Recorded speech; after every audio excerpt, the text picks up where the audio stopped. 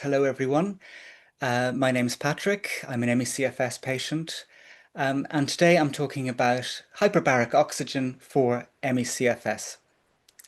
And I could also say Bună ziua și bine ați venit, which is the Romanian for hello and welcome, because I have now been in Romania for the last 6.5 months. I arrived back in March in a city called Oradea, which is in the northwest of the country, just near the border with Hungary. And I lived there for 3.5 months, where I got 60 sessions of medical grade hyperbaric oxygen. And this was the clinic that I went to. It's called Hyperbarium, which is the best hyperbaric center in Romania. It was very impressive, great clinic, great doctors, great medical assistants. For those who don't know what a hyperbaric chamber looks like, this is what I sat in over those 3 months. It's just a little 5-second video.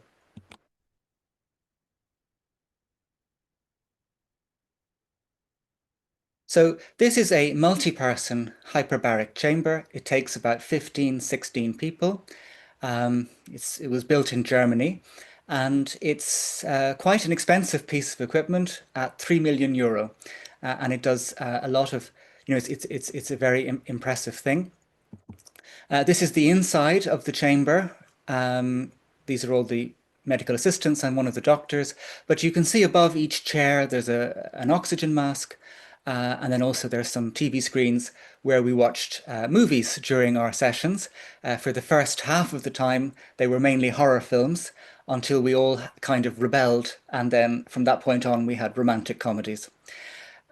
So that's kind of where I was for all that time. I did 5 sessions a week for 12 weeks on average. It was a big slog. It wasn't easy, and I did actually want to give up on a few occasions. And I'll tell you more about my experience with hyperbaric at the end of the talk. But what I'm going to be doing today is I'm first of all going to explain what hyperbaric oxygen therapy is, how it works, for people who are unfamiliar with it. Then I'm going to tell you what are the classic problems for which hyperbaric can be very helpful, because it actually can work on a lot of different things. Then I'm going to tell you about other indications that it can help with, kind of more chronic or long-term conditions, because the thing about hyperbaric oxygen is it actually heals in two ways. One is a kind of obvious sort of acute way that it heals, or more direct way that it can heal. And the second effect is more long-term and takes time. And it's the second effect which can be more helpful for chronic conditions. So I'm going to explain these two things and how hyperbaric works in both cases. And then we'll go on to think about the use of hyperbaric for ME/CFS and long COVID in particular, because there's actually some studies in its use for these conditions. There's an ongoing paper from Germany looking at ME/CFS in particular. So we'll see what does the data actually say in terms of how people are responding to this. And finally, we will talk about my own personal experience with the treatment. Did it help me? And would I recommend, based at least on my own, perspective, having gone through it, would I recommend people to do it? And if I did, what would be the kind of advice that I would suggest people to take into consideration? Okay, so hyperbaric oxygen, the basics. So you might wonder, what does hyperbaric actually mean? It literally means high pressure. So you're breathing in 100% oxygen in a pressurized environment. That is to say, it's a bit like you're actually in a submarine that has gone down below the water to a certain depth. And I used to call that chamber my little submarine. So basically, when you go into the chamber and they close the doors, they start to pressurize the air. And this process of pressurization lasts about 15 to 20 minutes. And during that time, you will get pressure building in your ears, and you have to keep clearing your ears all the time. And eventually they reach the kind of target pressure for the therapy, and then that stops, and then you start to breathe in the oxygen, you put the mask on. When it comes to the breathing in of the oxygen, each session will have four 20-minute periods where you are breathing in oxygen. And in between each of those periods, you will have 3 to 5 minutes where you take the mask off and you have a break. And that break is very important for two reasons. One, it avoids the risk of oxygen toxicity. But secondly, it actually can create a healing effect that I will describe later in the talk. Now, I should say that one of the main side effects that you can get from hyperbaric, and I'm not going to be going into that too much today, the side effects, and it is generally considered a safe treatment. But one of the main side effects that you can have is barotrauma to the ear. So that's where you actually can injure or your eardrum, or kind of cause some damage there. If you fail to equalize your ears during the pressurization part of the therapy. Now, in practice, that shouldn't happen because you should always tell the assistant if you're feeling any pain so that they stop the pressurization straight away. But another thing that I found helpful in the weeks before the treatment was to learn and practice the Valsalva maneuver, which is when you take a breath in and pinch your nose and blow the air out of your ears. And if you get very good at that, you're very unlikely to get any problems with your ears because you will always have a way to equalize, even if yawning or swallowing doesn't work. Okay, so as I say, it operates. There's this pressurization that you're doing the therapy under, and the pressure that you go down to has a scientific measurement called ATA, or atmospheres absolute. And so you see on the right here a table with the different atmosphere absolutes that you might do the therapy at, and what the equivalent depth underwater is for that pressure. So 1.3 atmospheres. Of course, I have myself over the table, but it's something like 10 feet, 15 feet, and then atmosphere 1.5 is 15 or something. 2 atmospheres is 33 feet. I think 2.4 atmospheres, see, I can't remember actually, but something like 40 or something. And then 3 atmospheres is 60 feet. And so you see there's quite a big difference there in terms of what the pressure is going to be. And this speaks to a very important distinction in different kinds of hyperbaric therapy, because there's two kinds. There's soft hyperbaric, and then there's hard or medical grade hyperbaric. And the hard or medical grade hyperbaric is any therapy over 2 atmospheres. So in that case, the pressurization is stronger and the effect of the treatment is stronger. The soft hyperbaric is anything under 2. And, you will very commonly find in wellness clinics kind of this soft hyperbaric kind of therapy, which is, pretty gentle on the body. So this is what a soft hyperbaric chamber would look like, for example. It's just something that takes one person. It's not, it's I say the pressurization is much lighter. And I think that this is worth considering. It's not the focus of today's talk so much, but especially with a condition like ME/CFS, which can obviously, treatments can be hard to tolerate. There's a lot to be said for starting gentle and just working with this kind of lighter hyperbaric. But the focus of my talk today is more on the medical grade, because that's what I kind of read into, and it's also the therapy that I did.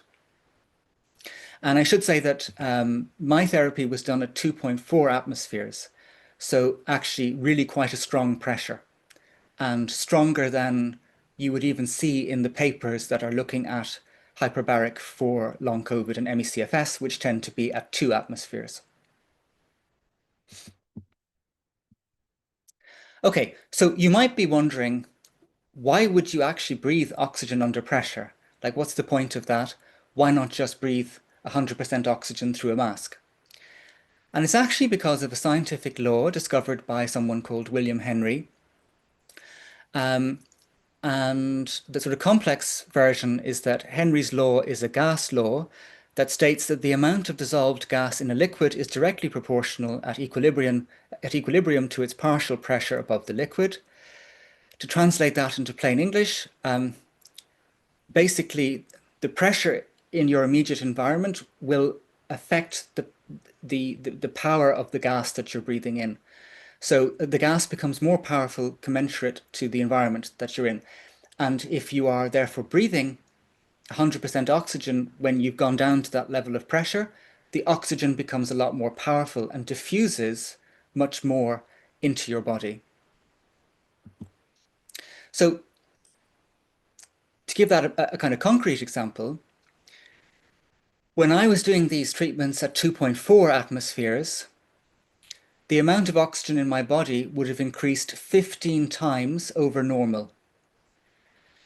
And this means that you're getting oxygen, like it's just flooding your body and it's reaching all kinds of places that, that may have been kind of starved of oxygen. These are hypoxic tissues that are under-oxygenated. And, normally oxygen is carried throughout the body by the red blood cells, and the red blood cells make up 40% of the blood volume. And the plasma, which makes up 60% of the blood volume, doesn't carry any oxygen. But when you do the hyperbaric, the oxygen also goes into the plasma. So all of the blood is actually carrying oxygen when you're doing it. And so this kind of brings us to the most obvious indication for hyperbaric therapy, the most obvious way in which it can heal, which is that it brings a large amount of oxygen to tissues that might require it. So for example, if you have a wound that's not healing, let's say you have diabetes, a kind of a more advanced form of diabetes, and you have a wound that is not healing, hyperbaric oxygen can be highly effective because it will forcefully get oxygen to that wound, no matter what other consideration. Now, in a moment, I'm going to show you a couple of images which are before and after of people who have used hyperbaric for some like a more obvious indication, such as the wound healing. If you don't like looking at wounds and you don't like pus and all of that, which is perfectly understandable, I'm going to do a little countdown and you can close your eyes and I can tell you when to look again. So 5, 4, 3, 2, 1. This is the first image, which is of a diabetic foot. So on the left here, we have someone who, this is a really bad diabetic wound. It's not healing. The tissue has actually gone necrotic. That is to say, it's actually died in part. These are images from the clinic in Romania. And on the right, this is after the person has had 20 sessions of hyperbaric. And although, you can see the wound is still there, but it's actually clearly healing. A fair bit of the open part is actually closed up, and the necrotic tissue has also gone. So this person was recommended to continue with therapy, and this was a response in the right direction. One more picture of a wound coming up. This is someone who actually suffers from paraplegia. And so she's sadly confined to bed a lot and she can't move very well. And she developed a bed sore on her back, which, as you can see on the left, was really bad. And she had 31 sessions of hyperbaric, which over the course of the time, you can see that there was significant healing, which would really have improved her quality of life. So those are very visual demonstrations of what hyperbaric can do. If you've been closing your eyes, you can open them again. I'm now showing you an image of someone's knee before and after therapy, because this is another area where hyperbaric really shines, which is when people actually have kind of damage to bones and joints, even necrotic, like early stages necrotic problems in bones can be significantly improved or healed using hyperbaric. So in this case, the image of the knee on the left shows some damage, but also a lot of swelling around the knee, a lot of edema. and this person was having a lot of difficulty walking around. After 40 sessions of hyperbaric, as you can see from the image on the right, the edema was all gone, and this patient reported that they felt profoundly better and that actually their knee problems were completely solved. So this is another very good example of where the healing power of a high amount of oxygen can really help someone out. Um, so these are a full range of the more obvious reasons why someone might consider hyperbaric. They include carbon monoxide poisoning, the prevention of dental osteoradionecrosis, inflammations like cystitis and prostatitis, decompression sickness, which is what happens if someone has been diving underwater and they come up too quickly, gas embolism, anaerobic bacterial or mixed infections. So an anaerobic infection is an infection that is thriving in low oxygen conditions. So if you blast the body with oxygen, that can actually counteract that infection. Diabetic foot injuries, radiotherapy-induced soft tissue injuries, aseptic necrosis, that is to say necrosis or that's not healing of the femoral head, knee and ankle, sudden deafness, ischemic ulcer, which is an ulcer which has got poor blood flow, and chronic and refractory osteomyelitis, which are infections of the bone.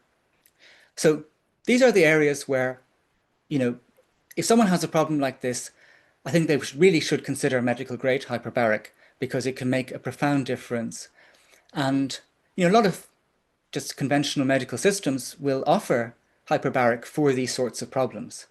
You don't have to have a, you know, they might say no for someone with a chronic illness, but they might, you know, in a hospital give hyperbaric for someone with these kinds of issues. Okay, so that's the first way in which hyperbaric oxygen can heal. But as I said, there's a second way in which it heals that is kind of something that occurs over a longer period of time. Um, it's not like so dramatic or obvious in its initial effects. It's more subtle, but it really builds over time. And it's something called the hyperoxic hypoxic paradox. And this is something that has been studied a lot in the last 10 years because it used to be thought that hyperbaric oxygen only healed because of the first reason, because of lots of oxygen. But they've now found that it actually does for a second reason. And one of the leading experts in the world on this is someone called Dr. Shai Efrati, who has written a very interesting book all about it, which is called Beyond Normal: How the New Science of Enhanced Medicine Elevates Peak Performance and Repairs Brain Injuries. I read this book before I went to Romania, and it's all about the hyperoxic hypoxic paradox and its usefulness in traumatic brain injuries, strokes, PTSD, long COVID, fibromyalgia, and yeah, much more focused on these areas where the body might actually be kind of degenerating over a longer period of time or suffering with a chronic problem. Now, before I tell you how it works, I'll just tell you what it does in a nutshell.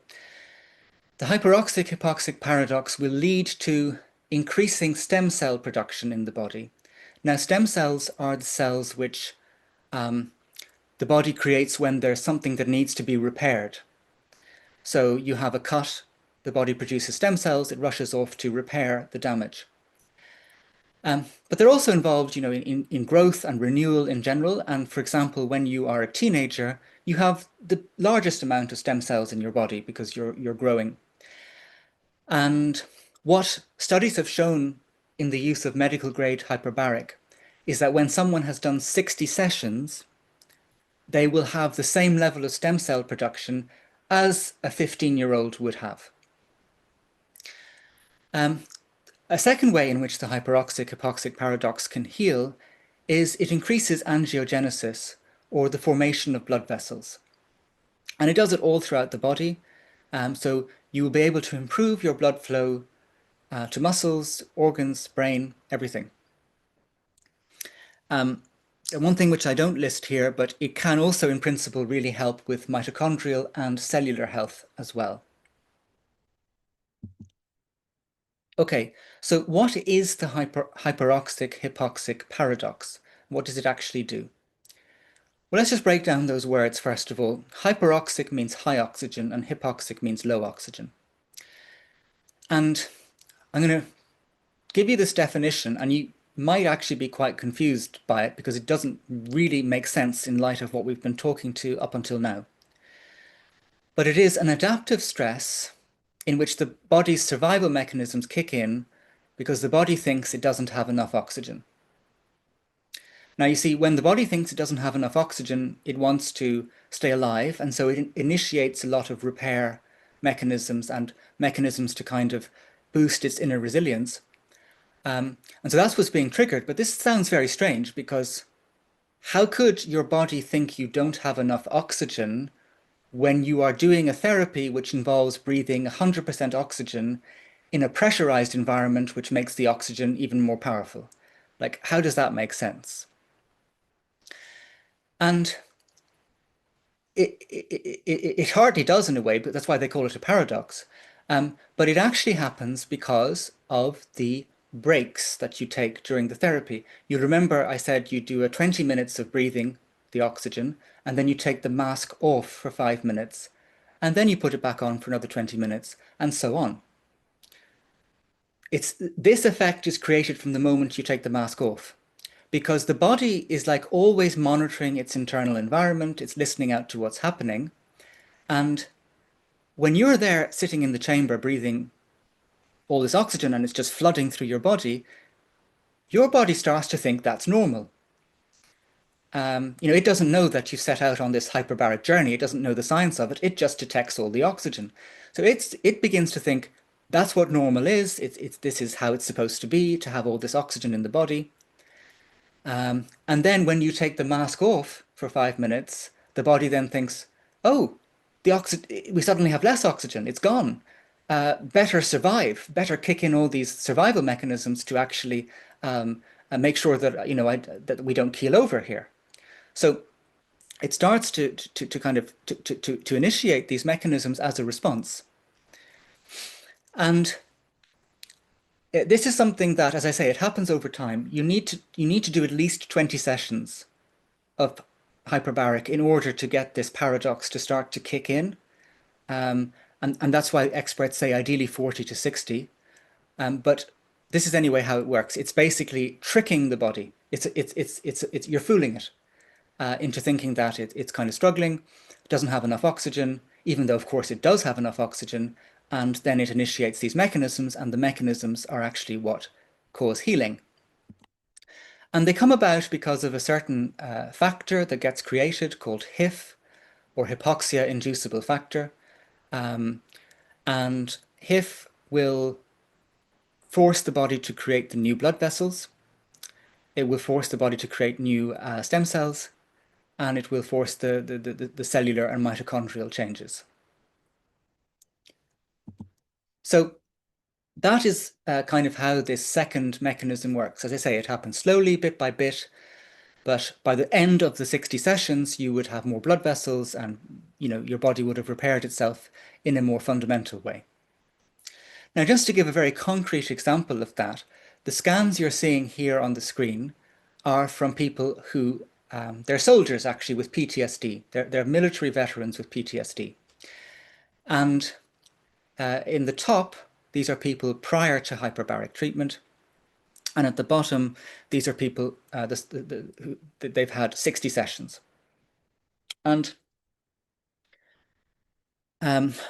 what you can see that the ones on the top, they're much more blue, they have much less color, and the ones on the bottom are much more illuminated with more color. And the greater illumination and color is a sign that there's more brain activity and better blood flow to the brain after the therapy. Whereas beforehand, these people suffering from PTSD had very, much poorer blood flow. And the increased blood flow will have occurred because of the angiogenesis, the creation of new blood vessels. But what's really fascinating about this study, which was from Professor Efrati's group, was that around 35 to 40% of the military veterans resolved their PTSD after the 60 sessions. And this is very interesting because these soldiers had not responded to counseling, they hadn't responded to medication, but they did respond to their brain getting rebuilt from this particular process. Now, this raises a lot of interesting questions, and this is some stuff that Professor Efrati was saying. But what it actually shows is that PTSD actually can be seen as a biological wound in brain tissue.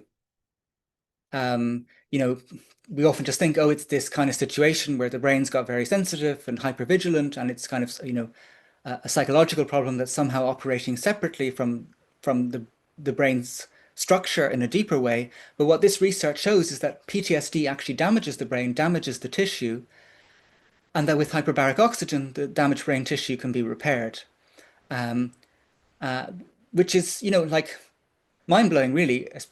I mean, someone potentially could have no counseling, no medication, and they do the hyperbaric and they get over the PTSD.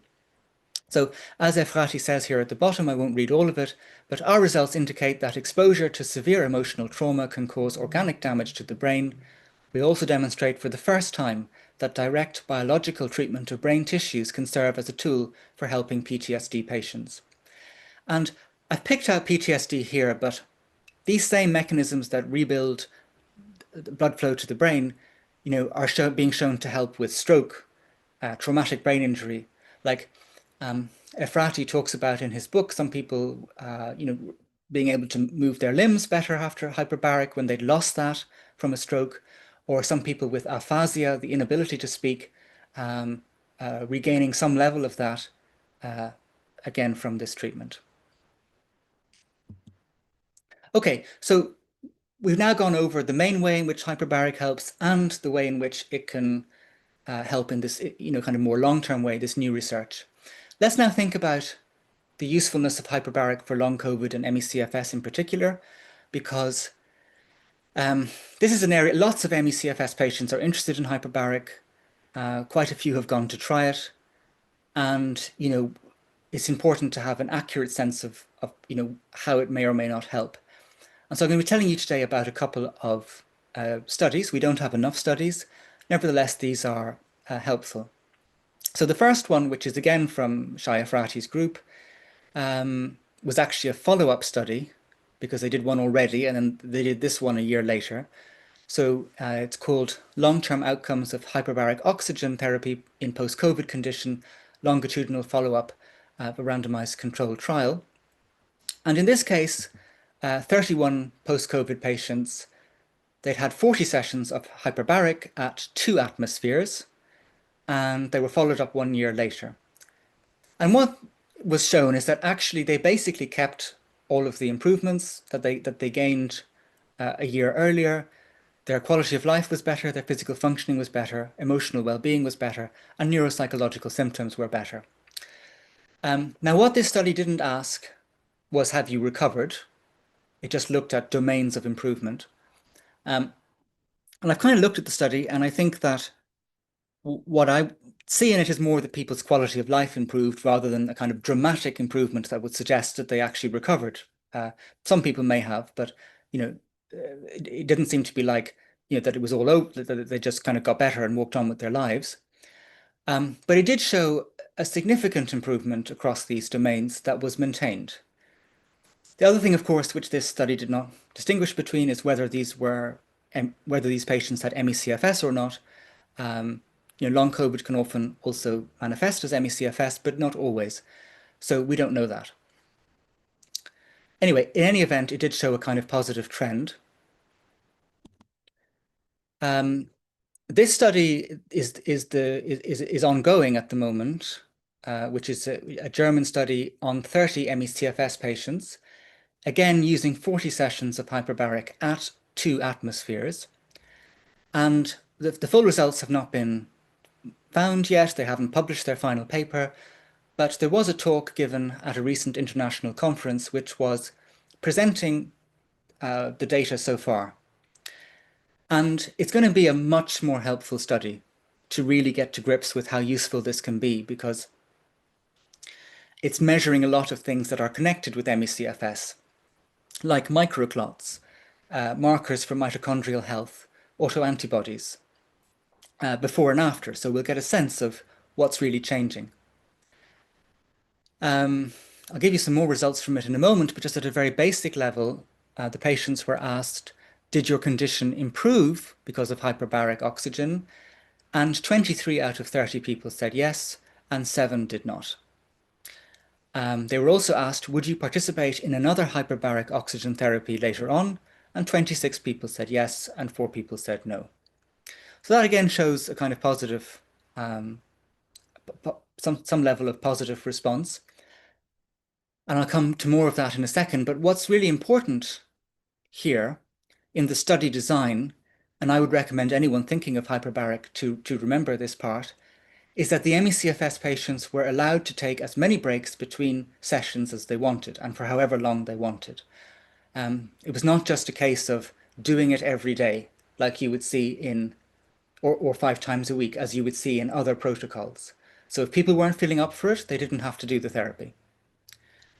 And I think likely because of that, no one reported any severe side effects or, troubling side effects, maybe a bit of pressure in the ear, but there was nothing concerning and there was no worsening of ME/CFS. Now, these graphs, and particularly the one on the right, are probably more helpful for giving us an indication of how this can help. So the graph on the right is it's the physical functioning scale, and it shows people at baseline and during hyperbaric, and then at the end, and then in the month after, and the months after that.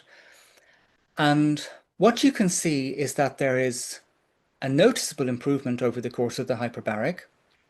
It's not dramatic, it's quite modest. And these people were not reporting that they'd recovered or anything like that. But what you also see is that in the months after the therapy, the scores come back down. And they're not back to where they started, but they're not actually that far off. So in the case of this study, it's looking like the long-term benefit observed in the long COVID study is not being replicated. As I say, we don't have the final paper, but it seems that there's an upward trajectory and then it comes back down. And there was also something really strange that's been reported from this study so far, which is that at the end, patients had a much bigger increase in their standing heart rate in comparison to before the therapy. So you see on the left that people were starting off at around, 71 beats when they're lying down, and when they stood up, it was like 81 beats. But then after the therapy, it was like 66 beats, and it was going up to like 93 or something. So, even actually not that far off postural orthostatic tachycardia kind of scores. And so that's very strange. And the researchers said they didn't know why that was happening. The patients were not reporting POTS symptoms, but something was causing an elevation in their heart rate from the therapy. And it's somewhat concerning, I would say.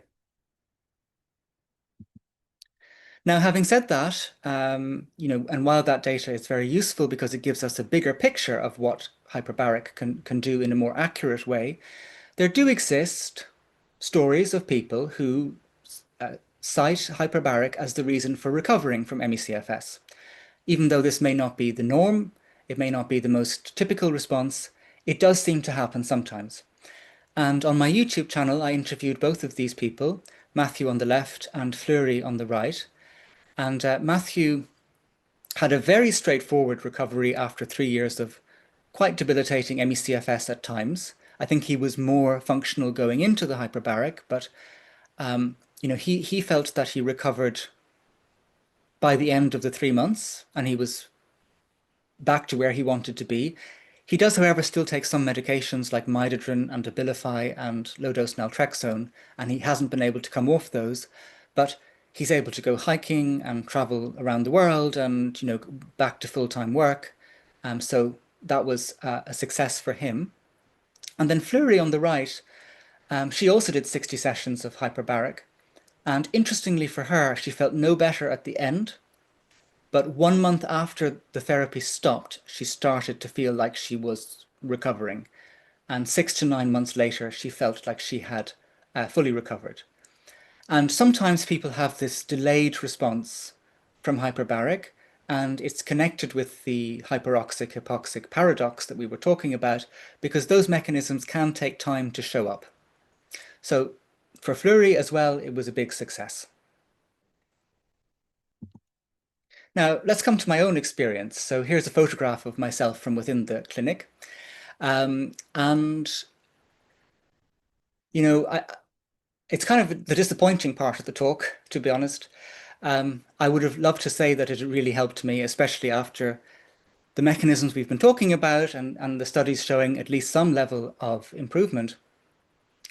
But unfortunately for me, there were a few benefits, but my ME/CFS was not helped by this therapy.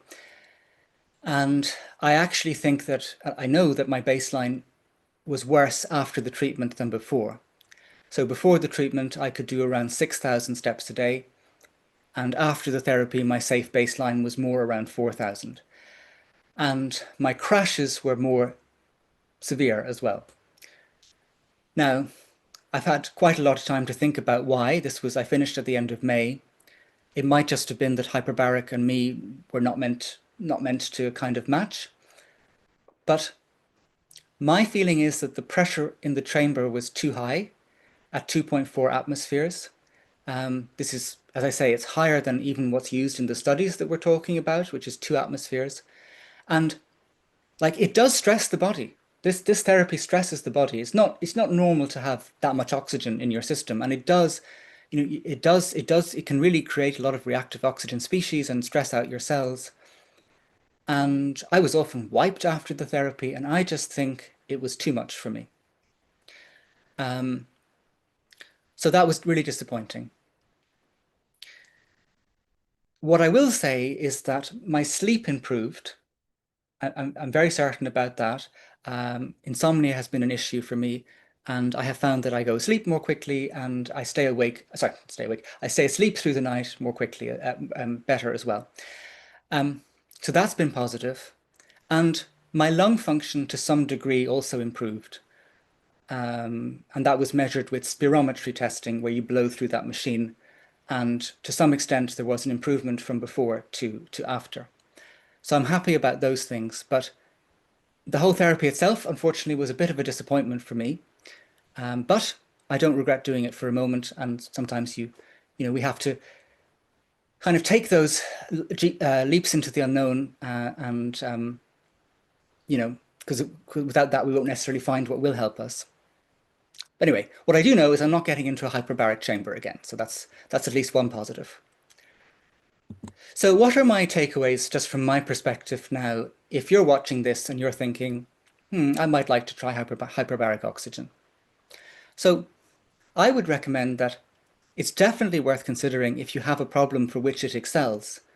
If you're struggling with a wound healing or an infection or some kind of bone issue, you should definitely consider hyperbaric oxygen. If you are thinking of doing it for ME/CFS, the most likely outcome is a modest improvement. And we don't know whether that, it might not be clear whether that might last or not last, but that's the most likely outcome. You can't rule out that it mightn't heal you. It does for some people, but the most likely outcome is modest. And I think that it's so important to be prepared to be adaptive and listen to your body. So just like they're doing in the German study, do not do the therapy if you don't feel up for it. Take days off. Don't feel like you have to do it 5 times a week. Just go gently through it. There's a kind of snobbery in the hyperbaric world between medical grade hyperbaric and the soft hyperbaric, but I absolutely think that ME/CFS patients, it can be really wise for them to consider lower pressures, 1.5 atmospheres, 1.3 atmospheres, which will be much more gentle on the body and which will not cause such cellular stress. And studies are now like comparing, hard hyperbaric with soft, and the soft still does confer benefit. And finally, do not sell all your possessions to do this treatment. As I say, the most likely outcome is modest, and the costs of hyperbaric can vary enormously. Like in America, for 3 months treatment, some people pay $50,000. In a lot of European countries, the same therapy might be 15 to 20,000. In Romania, it was a tenth of the American cost. But then there are these charities that exist that are really well worth knowing about, and that you can do exactly the same protocol as in the US at these really fancy clinics, but for just €25 a session. Now, there's one in Ireland, in Bandon, and in the UK, there's about 50 of these charities all around the country. And you apply to them, they absolutely take ME patients, and the cost is exactly as it should be for people who need this therapy. So that's it. I just wanted to mention briefly, for those who may be interested, that I've started a new community, a treatment and research support community, where we have a private forum, sharing tips, strategies, research with each other. Once a month Zoom calls where we pool our ideas and collective knowledge for kind of helping us to move forward, as well as kind of ways to ask questions for upcoming speakers on my YouTube. It's €5.50 a month, and I just wanted to mention that in case anyone might be interested in joining. So that's it for me.